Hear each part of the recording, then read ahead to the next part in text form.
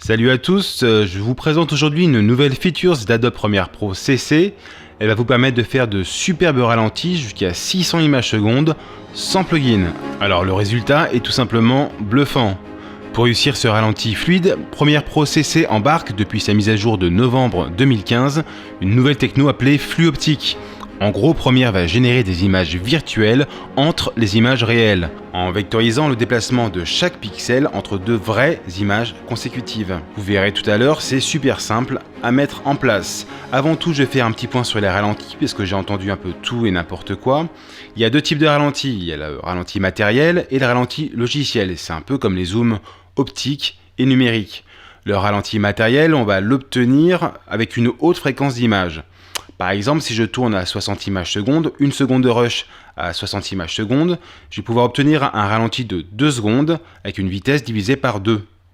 Si je tourne par exemple à 120 images secondes, une seconde de rush à 120 images secondes, j'obtiendrai un ralenti de 4 secondes avec une vitesse divisée par 4. Et ainsi de suite, on peut aller très loin. A contrario, pour faire les accélérés, vous pouvez tourner à des fréquences d'image classiques en 25 ou 30 images secondes, voire plus bas pour faire des timelapses par exemple. Là où le flux optique d'Adobe Premiere Pro prend vraiment son sens, c'est qu'il va pouvoir simuler à partir d'un rush d'une caméra classique des tournages haute fréquence à 60, 120, voire 600 images secondes pour des résultats assez bluffants, ça dépend des cas. On va voir comment on met ça en place, c'est extrêmement simple. Alors on se retrouve dans Adobe Premiere Pro, donc première étape, je vais mettre un bout de mon rush sur ma timeline. Je vais zoomer pour qu'on voit bien. Donc il y a deux choix, deux possibilités. Soit je clique droit ici sur le petit FX et j'active le remappage temporel. Ça c'est pour mettre des points clés et faire des ralentis progressifs. Nous on va faire beaucoup plus simple. On va aller sélectionner sur la timeline le point à partir duquel je veux débuter mon ralenti.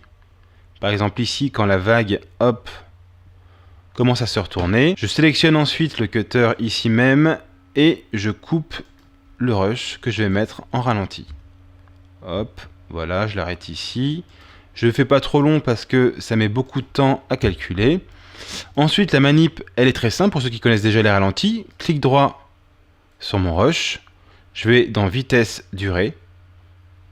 Et là, je sélectionne donc le pourcentage de ralenti. Donc on a dit qu'on pouvait faire du 50, et là je vais tester carrément du 5%, ce qui équivaut à du 600 images secondes. Ensuite, très important, je vais en bas sur interpolation temporelle, et c'est là que je vais activer le fameux flux optique. Et ça, c'est la petite option cachée, mais qui change tout, puisque la méthode va créer donc des images intermédiaires, comme je l'ai décrit tout à l'heure. J'appuie sur OK. On voit du coup que mon rush est allongé, c'est normal. Et du coup, mon ralenti est créé.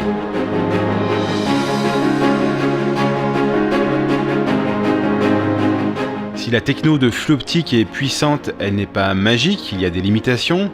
Et la première, attention au flou de bouger. Si votre plan est rapide, un travelling rapide ou autre, le flou de bouger, au ralenti, l'image restera floue. Le flux optique ne va pas retirer le flou de l'image. Attention également aux artefacts ou à certaines aberrations qui peuvent apparaître sur des plans non logiques.